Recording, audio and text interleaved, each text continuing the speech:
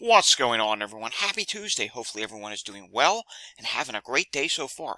It's time now for the Tuesday weather update for Tuesday, October 29th, 2024. If you're new to my channel, welcome to my channel. Today we are going to talk about flooding in Spain, the national hazards across the United States that are currently unfolding, the drought in the U.S., an update on the tropics, a look at severe weather that is expected in the midsection tomorrow, and of course the forecast for the next 7 to 10 days and a look at the Climate Prediction Center. So if you're new to my channel and you want to stay informed of the weather, subscribe down below. Give this a thumbs up if you liked the video. Helps push my content throughout the algorithm. Let's try for 20 like button hits today. Hit that notification bell and share this video with anyone you know and leave your comments down below. Alright, Spain is seeing some tremendous flooding.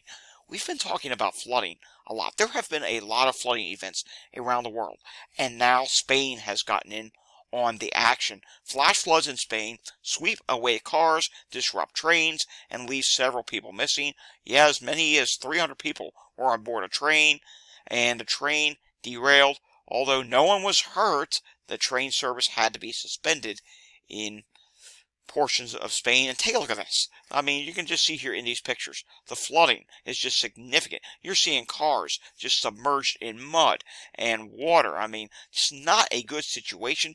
And to be honest with you, this is a situation we've been seeing happening in many places around the world, and even right here in the United States. Remember Hurricane Helene that hit just what has it been, just several weeks ago? Yeah, I mean, this has just not been a good year for flooding around the world. There have been a lot of extreme flooding events. Taking a look at the National Hazards Map, or I should say the satellite picture, we'll get to the hazards map in a moment. Taking a look at the satellite picture, you can see here, there are some clouds in the east. There's a warm front coming through New England. There's a little bit of a disturbance off the Carolinas. And then you can see we do have this weather system that is in the Rocky Mountains right now. And that's the system we'll be watching for tomorrow to bring some severe weather to portions of the plains. Taking a look at radar, we do see that there is some rain and even mountain snows with that system. Also, some much needed rain showers, keyword rain showers, across portions of upstate New York and moving into New England. It's not going to produce a lot, but hey, you will take any rain you can get. We can see that system in the Carolinas, just a few isolated showers with that system. Not really much in the way of fanfare with that. Now taking a look at the National Hazards Map, and we do see quite a few things going on. First off, take a look at this in New Mexico, central New Mexico. Yes, there is a dust advisory up because there could be blowing dust that comes through. Then, speaking of winds, you have wind advisories up ahead of the system. You also have red flag warnings across portions of Indiana, Illinois, Iowa, portions of Nebraska, Kansas, Colorado, Oklahoma, Texas. Yes, it's been oh so dry in those areas. Then you do have portions of Wyoming, which will be seeing snow, where there are winter storm warnings, and we could be talking about River Canyon, anywhere from 2 to 4 inches of snow, and then in some places we could see much higher amounts. Yes, in the mountains, it says here including the cities of Casper and Jeffrey City. Look at this. What to expect? Yeah, heavy snow expected. Additional accumulations between 4 to 8 inches, with higher totals of 12 to 16 inches on Casper and Green Mountain, with north wind of 15 to 30 miles per hour. That is a classic winter storm, if you ask me. Alright, moving on now. Taking a look at the tropics. We still do have a 40% chance of formation, pretty much in the same spot as the Caribbean that we've been watching over the past several days. Modeling still says there could be something that develops. Will it develop? Will it not develop? Remains to be seen. Here is the GEFS ensemble, and we are starting this off on Thursday, and watch what happens as I advance this. You can see here, there are several members that continue to develop a system down in that area. There's also a few members that are developing the system well north of Puerto Rico. I don't know if that one's actually going to verify, but there is still some support for this potential system down in the Caribbean. And if we take a look at the Canadian model, take a look at this. The Canadian now says it's going to develop, and the operational GFS also still says there could be a system there. It also shows this other system southeast of the Bahamas. I'm not buying that. I don't know if that's actually going to happen, but we'll still have to watch the other system, and that's the one that the Hurricane Center is continuing to keep their eyes on. All right, moving on now. I saw this posted last night and figured I need to share this with you. Take a look at this. This is a short-term composite drought indicator. This is an experimental product, but it really shows a few different things really well. One, you can clearly see where the drought is. Look how dry it is across the I-95 corridor from about Washington, D.C., right on up into Maine. I mean, look at southeast Pennsylvania and New Jersey. That's really bad. Then you come out here to Oklahoma and the plains. That's also really bad. Good news is, here in the plains, we're going to see a big dent in your drought. Probably over the next 7 days, you're going to see some significant precipitation. But then you can see the areas that got hit by Milton and Helene. You can see here, that would represent those purples colors and those blue colors. That would represent extremely wet and exceptionally wet. And you can clearly see where they were impacted by the hurricanes. We will get new drought monitor information in tomorrow. All right, taking a look at the Weather Prediction Center, and we're going to take a look at the precipitation forecast for the next 1 through 7 days. And you can see things have been trending weather for the central region up into the Great Lakes, but take a look here along the immediate I-95 corridor. Places like Philadelphia, Baltimore, Washington, New York City, maybe even, we could say, almost say Boston, but we'll not include Boston for now because, take a look at this. I'm referring to areas that see almost 0.0 rain, which just southwest of New York City, they are forecasting 0.0 inches of rain. And here in northeast Philadelphia, I've recorded 0.0 inches of rain for the whole month of October, which is likely a record. My weather station's only been operational for 2 years, but at Philadelphia International Airport, they're likely to record a record this year for driest October ever. They've only recorded about a trace this month. That is it. Then you come to the midsection where we see 3 to 5 inches of rainfall is expected, even localized 5+, and there is still some rainfall expected in the Pacific Northwest. I'll show you all of that on the models in just a moment. All right, the next thing we have to take a look at here, and let's go back to the beginning here, is the Storm Prediction Center. Things are starting to get really interesting for tomorrow. The risk of severe storms, it's increased a little bit.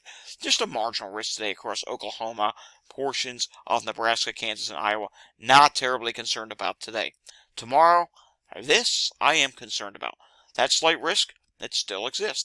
However, within that slight risk area, from about, say, northern Oklahoma and the portions of Kansas, southeast Nebraska, and northwest Missouri, there is now a enhanced risk that has been included.